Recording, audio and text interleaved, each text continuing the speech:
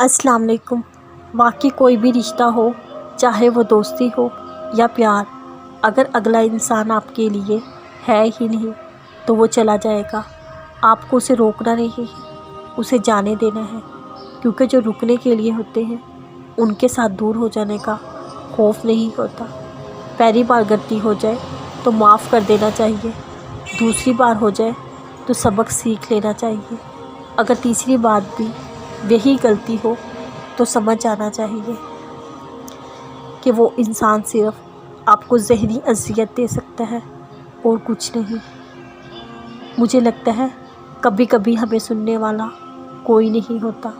زندگی میں ہمیں بہت سے ایسے لوگ ملتے ہیں جو صرف باتوں تک ہی ہوتے ہیں، جو کہتے کچھ ہیں مگر ان کو دیکھ کر لگتا ہی نہیں کہ ان کو ہماری ذرا سی پرواہ ہے۔ اچھا بننے میں، اچھا ہونے میں واضح فرق ہوتا ہے۔ وہ لوگ ہمارے ساتھ ایسا کیوں کرتے ہیں؟ کیونکہ ہم خود ہی ان کو اویلیبل ہوتے ہیں۔ اگر کوئی آپ کو برا کہہ کر چھوڑ دیتا ہے تو اس میں کیا ہے؟ آپ کو آپ جانتے ہو، اللہ جانتا ہے، باقی سب سے کیا فرق پڑتا ہے؟ کچھ عرصہ پہلے تک مجھے تنہائی سے ڈر لگتا تھا۔ میں اکثر اللہ سے کہتی تھی، یا اللہ مجھے ہی کیوں آپ اکیلا کر دیتے ہو؟ میں ہی کیوں جس کا کوئی دوست نہیں، جس سے بات کرنے والا کوئی نہیں؟ لیکن زندگی ایک گریجولی تبدیل ہوتا پروسیس ہے۔ اب مجھے لگتا ہے اچھا ہوا میری زندگی میں ایسا کوئی نہیں جس کو میں اللہ سے پہلے کر دوں، ایسا کوئی نہیں جس کو میں اپنی باتیں اللہ کو بتانے سے پہلے بتاؤں۔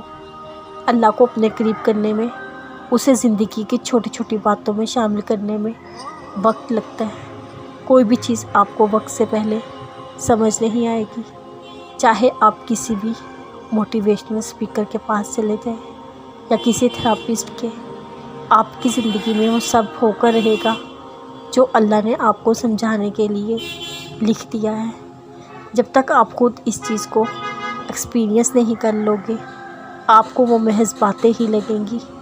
خود چیزوں کو سمجھنا شروع کرو، اس لیے مت بیٹھے رہو کہ کوئی آئے گا ہمیں اس چیز کی پہچان کرنا سکھائے گا۔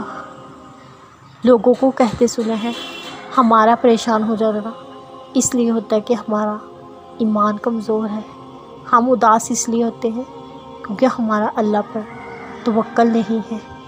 ایسا نہیں ہوتا۔ اگر ایسا ہوتا تو نیتوں کو خدا کبھی دکھ ہی نہ دیتا، اور دیتا بھی تو